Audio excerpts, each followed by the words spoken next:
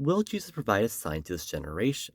In Matthew 12 it is written, "But he answered and said to them, An evil and adulterous generation crave for a sign, and yet no sign will be given to it, but the sign of Jonah the prophet." However, in Mark 8 it is written, "Sighing deeply in the spirit, he said, Why does this generation seek for a sign? Truly I say to you, no sign will be given to this generation." To answer this supposed contradiction, we need to look a little deeper at the author's point. Jesus presents his disapproval of the request to show a sign, but in Mark, he tells us the resurrection, his biggest sign, will be given.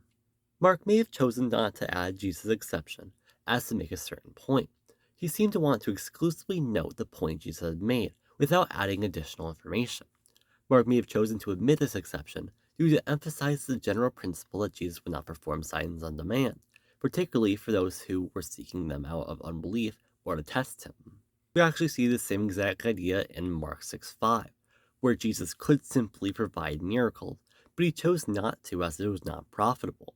It is as he says in Matthew 7:6, "Do not give what is holy to dogs, and do not throw your pearls before swine, or they will trample them under their feet and turn and tear you to pieces."